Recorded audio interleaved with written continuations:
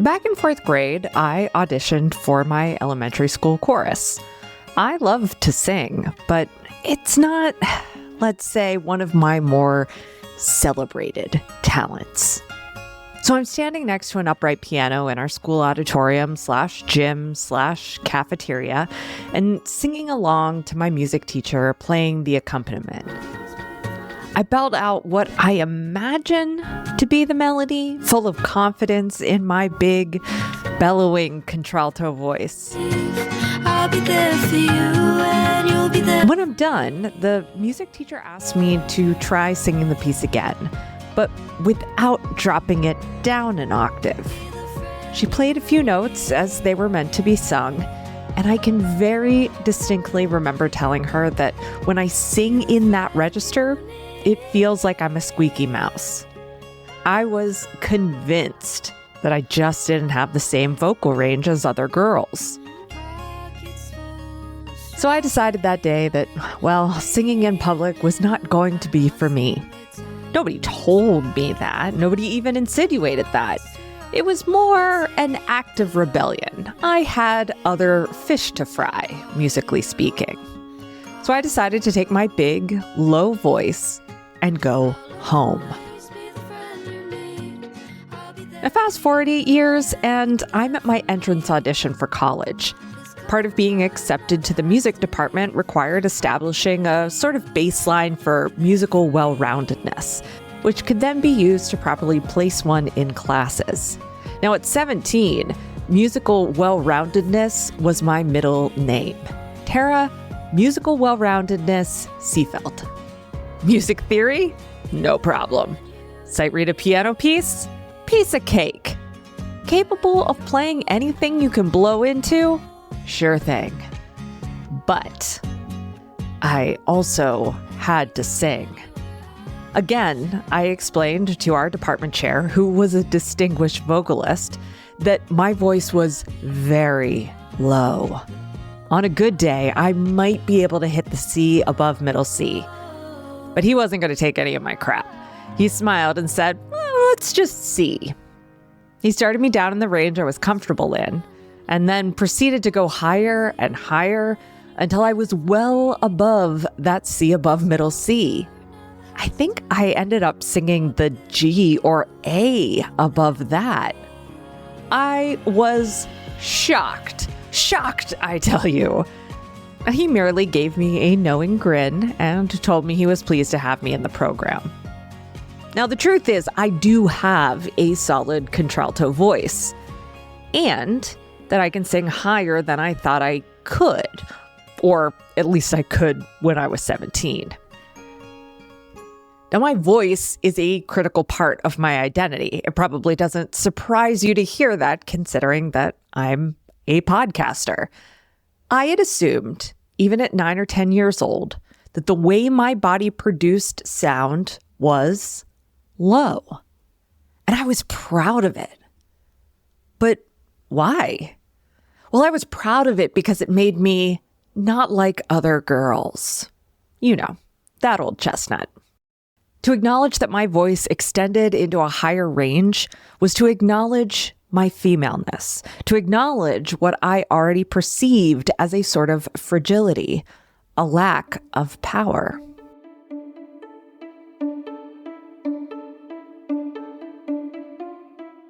I'm Tara McMullen, and this is What Works, the show that rethinks work, business, and leadership for the 21st century economy.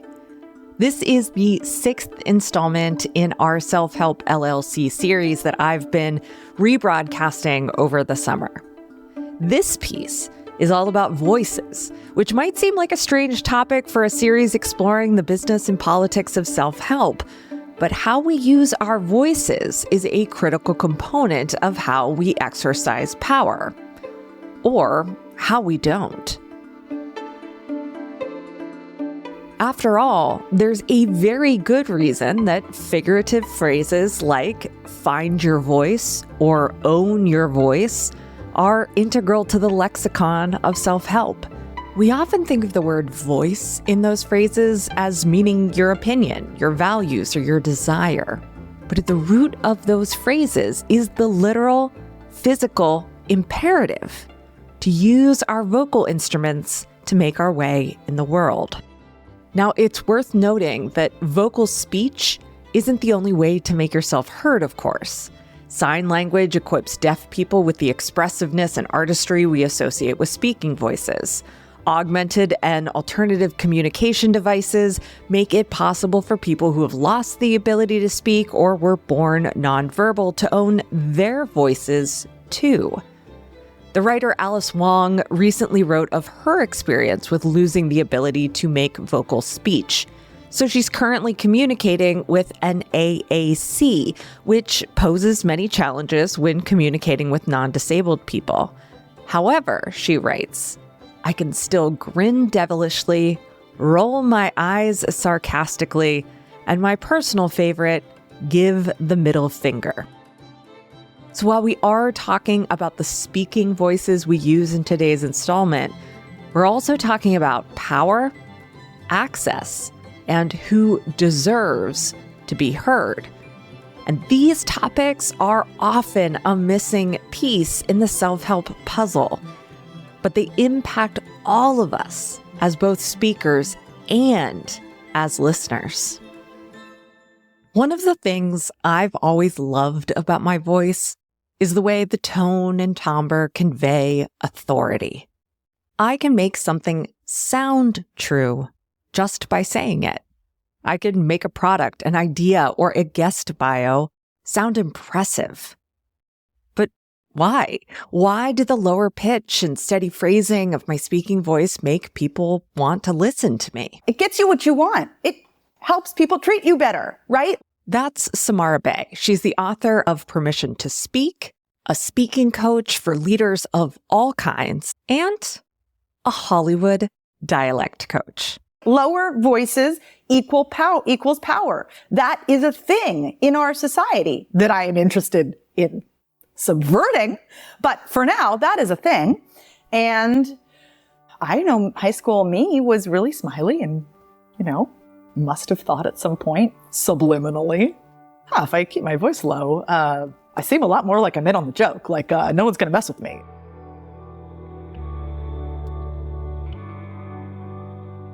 Let's back up, though. Samara's origin story is quite telling. Like now, looking back, I realize that the connective tissue is how do we perform ourselves? And how is our voice part of that performance? And then how do people treat us because of that performance? And what if we make an adjustment? Then what? So I pursued an acting career pretty straightforward. I got an MFA in acting. I was in my 20s. I was in New York. When I was 24, I completely lost my voice. It was back lightly in the mornings, but painful, but audible, but painful. And then by like midday, it'd be gone again. And I had been, I would have been slightly pushing through to just communicate like basic information. Yes, I'd like some coffee.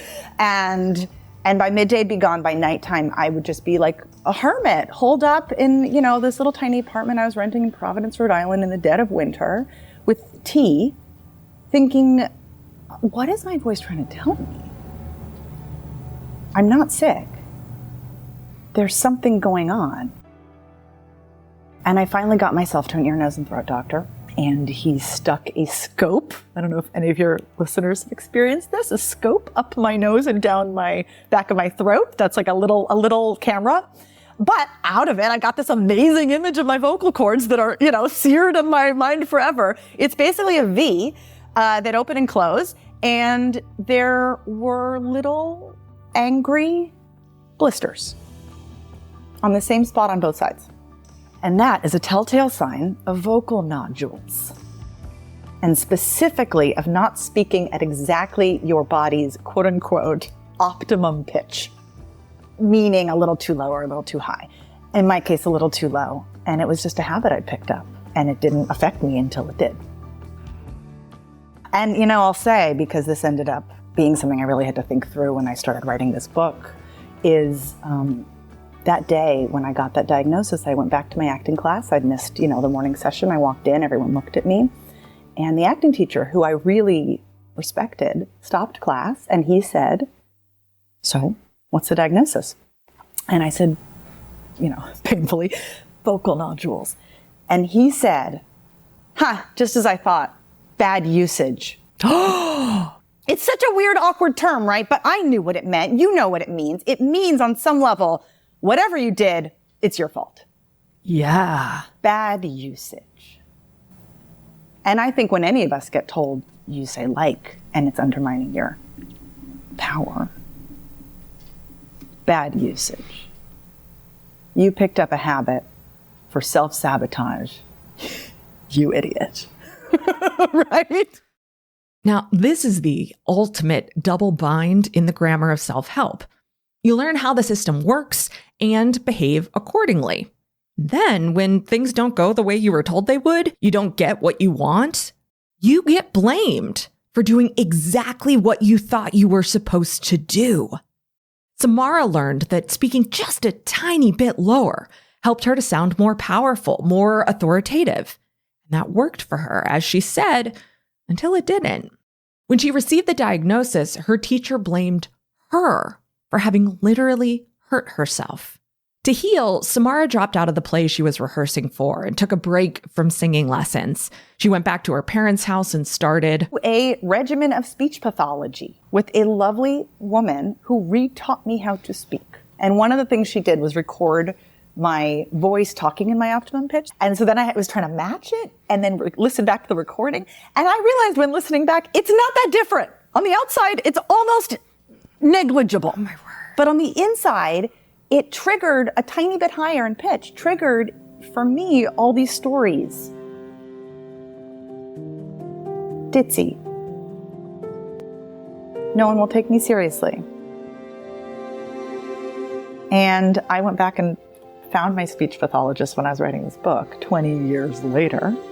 And she says, this is what it is for young women. This is what it is. They are almost always speaking a little too much below their optimum pitch. A little. You guys, we're talking about a little. And then it's fine for a while. It gets you what you want. It helps people treat you better, right? Speaking of women talking below their optimum range, we should probably pause for a moment and talk about the infamous Elizabeth Holmes. Elizabeth Holmes was convicted on 4 counts of defrauding investors in her company, Theranos, on January 3rd, 2022. Now, if you don't know the story, essentially, Holmes dropped out of Stanford at 19 with a dream to build a machine that would allow anyone to test a single drop of their blood for numerous disease markers. Holmes used the concept and an ever-expanding personal network to raise almost $500 million in venture capital between 2004 and 2014. At its peak, Theranos was valued at $9 billion, and Holmes herself was named by Forbes as the world's youngest and wealthiest self-made woman billionaire. Unfortunately, the device Holmes envisioned, raised money on, and signed contracts with major chains for was deemed a bioengineering impossibility. It didn't exist, and it wasn't going to exist. Hence, the fraud charges. Now, if you know one thing about Elizabeth Holmes, it's that she profited on a concept that flat out didn't work. But if you know 2 things, the second is that she has a low voice. This is what happens when you work to change things, and first they think... I don't think anyone really knows the story with Holmes's voice other than Holmes herself. But whether her voice was naturally low-pitched or purposefully affected or some combination of both, her voice was an asset in the world of venture capital and biotechnology, where women have a notoriously difficult time raising money to fund their ventures. Holmes seems to be an over-the-top example of how women learn to lower their voices to succeed. But it's a phenomenon that many women and queer people have experience with. So Samara had learned to speak in a lower pitch, but it just wasn't sustainable for her physically. Of course, at the time, the greater political implications of this problem weren't really on her radar. She just wanted to know, can I go back to school? Can I learn how to talk again? And, then I had this opportunity many years later when my career got me to the point where I sort of had to face whatever actually went down when I was 24. And, think to myself, well, what if this book that I'm writing, what if I had it then? There is a sense of that voice is part of our identity, and we don't have a lot of language for that in, our culture, but it is. And partly, it's our way to communicate with the world. So we do actually rely on it on a daily basis. And especially in this day and age, and especially with social media. And especially with, I'm surrounded by not exclusively entrepreneurs, but an entrepreneurial spirit, which requires that we say out loud, this is what matters to me. And by the way, when we say out loud, this is what matters to me, what an incredible opportunity most of us have to hide or show up. And the hiding, the vocal hiding, is something we've had a lifetime of experience doing. Now, the legacy of hiding our voices extends well beyond our lifetimes. In ancient Greece and Rome, it was the law. Mary Beard, a scholar of Roman history, wrote a short book on the relationship between women and power over time. And a big theme of the book is simply the fact that in many ancient societies around the world, women were not allowed to speak in public. She writes, quote, "Public speaking and oratory were not merely things that ancient women didn't do. They were exclusive practices and skills that defined masculinity as a gender. To become a man, or at least an elite man, was to claim the right to speak. Public speech was a, if not the, defining attribute of maleness." So not only were women not allowed to speak, public speech was a critical part of masculine identity. In order to speak publicly and be taken seriously, women have used various tactics, but chief among them is affecting a lower-pitched voice. Beard continues, quote, "All tactics of that type tend to leave women still feeling on the outside, impersonators of rhetorical roles that they don't feel they own. Putting it bluntly, having women pretend to be men may be a quick fix, but it doesn't get to the heart of the problem." Now, it's relatively easy and probably pretty familiar to analyze voice and power through a male-female binary. Yet, like so many systems of oppression, what we're really talking about here is a narrative of overcoming, which is a theme I explore in my book. Our culture loves stories of overcoming. Jesus heals the blind man. Science makes it possible for the deaf child to hear. The poor immigrant goes to college. The pioneer settles the West. But most often, these stories of overcoming are really about conforming. These stories urge us to see a narrow representation of the human experience as normal and ideal.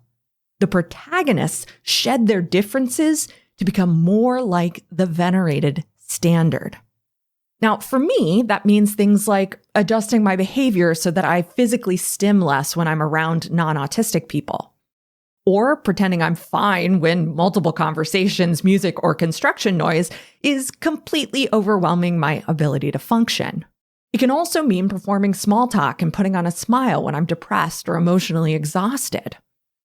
In terms of language, Black children are often taught standard American English rather than learning about African American vernacular English because it's not, quote unquote, professional.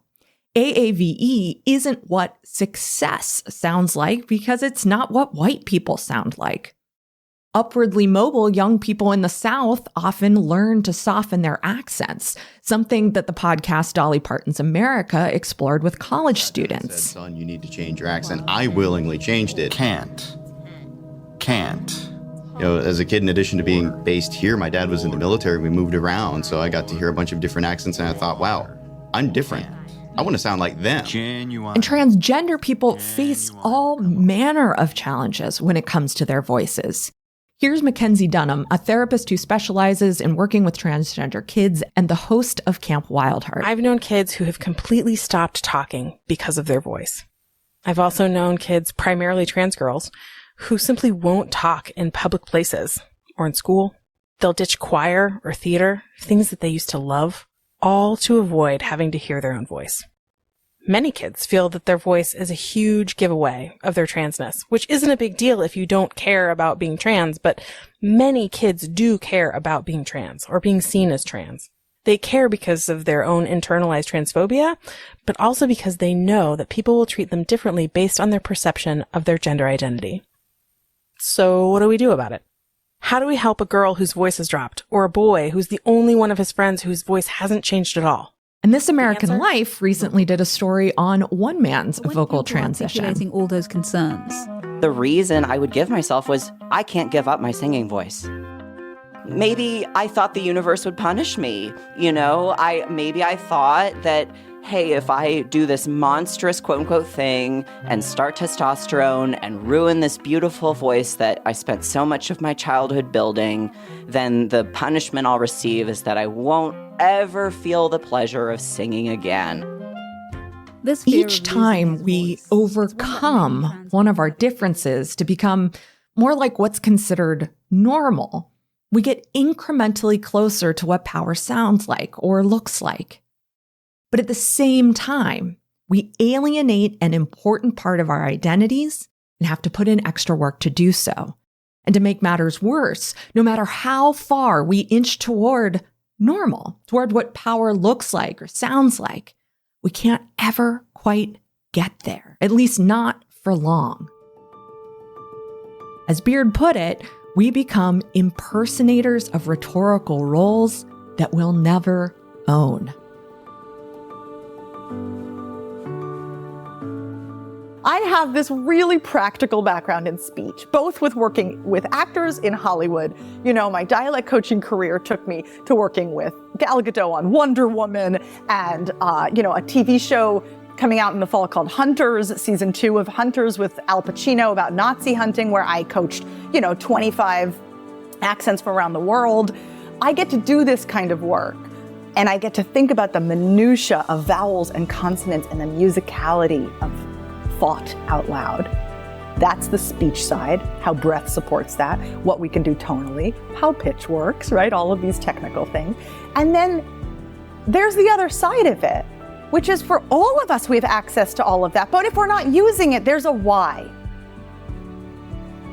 And it usually has to do with old stories. I shouldn't do this, I should do this. When I talk too high, I lose credibility. If I do vocal fry or upspeak, I've heard these terms in thought pieces. I don't quite even know what they are, but I've been told that I do them. I don't know who to turn to. So I'll just, as I say, vocally hide, right? I'll just try to go as neutral, as monotone, as the people who tend to sound in charge as I can.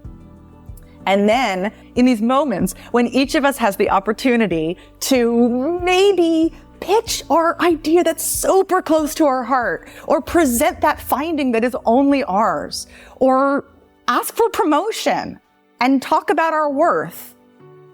In those moments of opportunity, we bring in the history of hiding instead of the ability to show up. And so for me, permission to speak so beautifully captures these two different parts. I will happily talk about all the speaking bits, but they actually...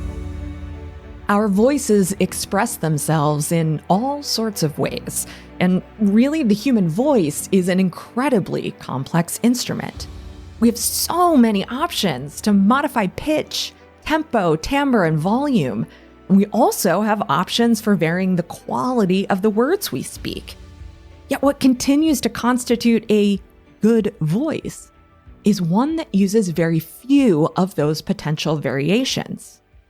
We don't want a voice that's shaky because people will think we're nervous or overly emotional. We don't want a voice that's too soft or people will think we're weak. We don't want a voice that's too loud or forceful because people will interpret that as aggressive, angry, or shrill, depending on your visual presentation. As a podcaster and a producer, this is something I think about a lot. I remember someone once telling me that they didn't want to invite a potential guest on their show because they, quote, didn't have a voice for podcasting. What does that even mean? Now, what's gross is that I know exactly what that person meant. You know exactly what that person meant. Both Sean and I have become really adamant about voice diversity at Yellow House Media. One of our goals is to decolonize podcast editing. And that means we try not to edit someone's speech to make them sound more professional or smarter, which was a very common request when we were getting started. Sure, we take out ums and likes when they start to get in the way of what's being said, but most of the time, we leave them in. We coach podcast hosts on how to write more like the way they speak, so that if they do need a script, it sounds more like they're talking and less like written text. I'll tell you, it's hard to convince someone that their ums and likes, giggles, and even crosstalk serve an important communication function. We are so accustomed to prioritizing white male comfort over our natural ways of speaking that not doing so feels risky. And in many ways, it is. Several years ago, This American Life did a piece on the complaints the show receives about the women who work on the show. A man wrote, quote, "Listen, I know there's pressure to hire females, in particular young females just out of college. And besides, they're likely to work for less money. But do you have to choose the most irritating voices in the English-speaking world? I mean, are you forced to? Or maybe, as I imagine, NPR runs national contests looking for them." What's striking in the dozens of emails about Vocal Fry that we've gotten here at our radio show is how vehement people are. These are some of the angriest emails we ever get. They call these women's voices unbearable, excruciating, annoyingly adolescent, beyond annoying, difficult to pay attention, so severe as to cause discomfort. Can't stand the pain, distractingly disgusting, could not get over how annoyed I was. I am so appalled. Detracts from the credibility of the journalist, degrades the value of the reportage. It's a choice. Now, these angry emails come from both men and women. You know, I was going to say across the gender spectrum, but my guess is that people who don't identify as either men or women probably don't write angry emails about the quality of other voices. I mean, I could be wrong, but I think that's a fair assumption. Men, of course, are angry that women haven't worked harder to sound more like men. Women are angry often because they themselves had to put in the time to sound more like men or more like how men wanted them to sound. Voices. Damned if you do, damned if you don't, I guess. But seriously, have you ever had someone apologize for sounding emotional, sounding nervous, sounding frustrated? I certainly have. But I got to tell you something. As an interviewer, there are few things better than asking a question that gets an emotional response. I want to hear the quiver, the words that have never been spoken aloud, the deep belly breathing that backs up a story someone feels deeply about. No apologies necessary. I want to hear it all. One of the things that kept coming up over and over for me when I've coached people and then tried to articulate it for the book is this idea of caring out loud.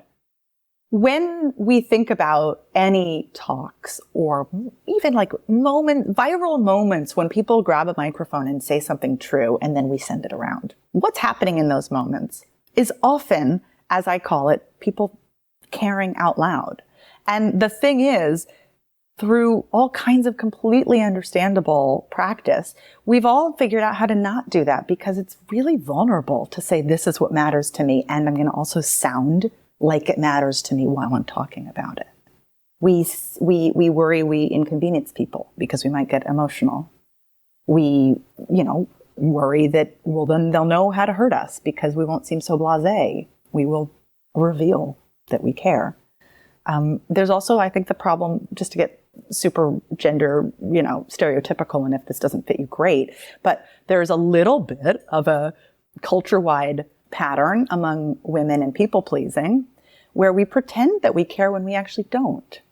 And then we get rewarded for it. I mean, I call it, Starbucks voice. Like, oh my gosh, can I help you? Yes, of course. Like, it's customer service. If our tips depend on us being nice, well, that's a great reason to work on being nice. Linguists will say every habit we've picked up from saying like, quote unquote, too much to this pitch too low or too high. We do for a reason. I think that's so valuable because there's so much shame that can start to form around these things. Bad usage. Instead of, I picked it up for a reason. You know what that reason was? It worked in that room. It worked so that I could get by in that, uncomfortable space with people with more power than me. I played nice. I was non-threatening. They liked me. And so I kept doing it. And honestly, I think that most of the people that I work with and most of the people who I think are readers for this book are people who are at that inflection point where they're like, this isn't working anymore. I was non-threatening. They liked me. So I kept doing it. For some, the worst that can happen when our voices don't sound quote unquote professional or sound like they quote unquote should is an angry email pops into the inbox. For others, adjusting their voices might be a way to avoid potential physical or verbal abuse. And of course, there's a whole world of experiences in between those two poles. So I asked Samara how she thinks about when to embrace our more natural ways of speaking and when we might actually want to make adjustments to make others more comfortable and make ourselves less threatening or different. This is obviously a simplification, but there's two ways of talking. What an amazing opening sentence, right? There's two ways of talking. One. That's how we know you're an expert. Binaries are my thing. There are two ways of talking. See if this rings true, though, right? One, when we feel that we are being evaluated, whether it's literal in a job context or just a room full of people who are trying to decide whether to take us seriously. When we feel like we have something to prove. And the other way is when we don't. I am very, very interested in that second way. It lives in all of us, or, most of us. And if it doesn't live in you, then, I hope you can find some more gentle friends. Think about how you show up with your absolutely favorite people who just get you. And then think about what the standards are for professionalism. And if those two things are at such odds, perhaps professionalism is what needs to shift a bit. I mean, these are all provocations, right? Part of my job as a coach is, of course, to nudge. And then the other part of it, I don't think I'd be responsible unless I also called out that there are rooms that are literally not safe. And if you're a woman and if you're a person of color and if English is your second language, there are layers of danger in spaces, whether somebody will physically hurt you or they will dismiss you or they will fire you. So part of what we're talking about when we're talking about these nudgings, bringing our favorite selves into important moments, is being really clear with ourselves, discerning about what rooms we can practice this in, knowing it's actually probably more than we think, but it's not everyone.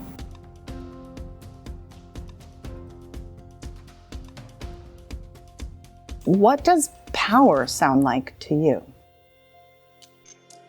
And I don't mean power like a power chord. I don't mean power like a big blast of sound, right? I mean authority or self-confidence, I guess, self-authority.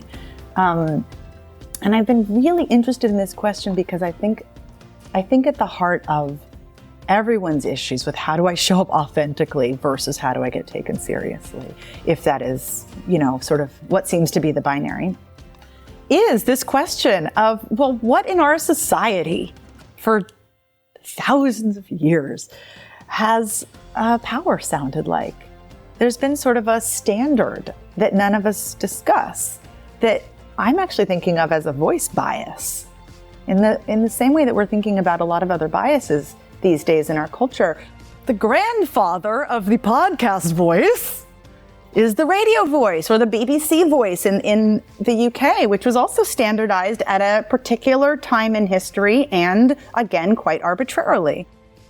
A lot of what we consider the sort of standard way of speaking, or as professionals would call it, standard American English, came from a dude named William Tilley, turn of the century, first working in Germany and then near Columbia, although he couldn't get an actual job at Columbia. And he was Australian, and he made up an accent that was part British, part American. We sometimes think of it as the Mid-Atlantic accent. You can hear a great example of this accent here. Fill these forms out at the desk over there and bring them to me. There's another great one here. Do you mind if I ask you a personal question? Why, yes, of course. One of the things that's really interesting about it is he made it up and called it the standard. And you know who flocked to his courses near Columbia but not at Columbia? Schoolmistresses who were obsessed with his extremely rigid style, who became his mentees, and who disseminated standard American speech to their students. And then it got to Hollywood. And then it became obviously, not then, I think throughout, it became synonymous with class. You know, we Americans are not supposed to be a class-based society, and yet obviously there is elitism everywhere, and the sound of educated and elite is standard American English. And that has left so many people feeling disconnected from their own voice or from what power sounds like. When we're talking about your authentic voice is some conglomeration of all the messages you've gotten since you were a literal baby. These types of facts about ourselves actually become our voice story, our story of our relationship to our voice and to everyone else's. Now, when you're listening to this podcast, I don't know who you are or what your voice sounds like. I don't know if you worry about its pitch or the gravelly quality it takes on sometimes. I don't know what stories have formed the way you speak or how you wish you spoke. I don't know if you speak with vocal cords or through augmented and alternative communication aids. But what I do know is that we all have something worth saying, even if it's simply articulating what we actually want for dinner just this once. And I also know that you deserve to be heard. And I'll say one other extremely simple thing. How do you have fun? What you're talking about does not have to be light and playful, but how do you allow yourself to have some kind of a squirrely, mischievous something inside of speaking in front of a public? Because that is where the power actually lies.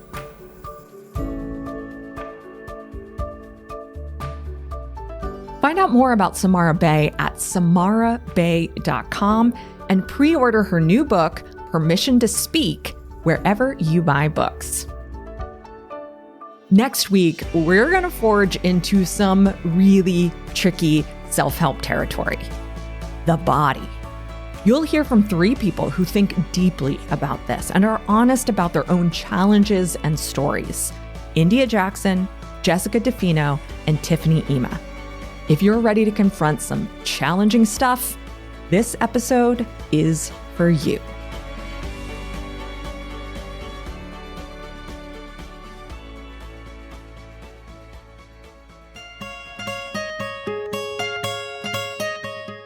What Works is a production of Yellow House Media.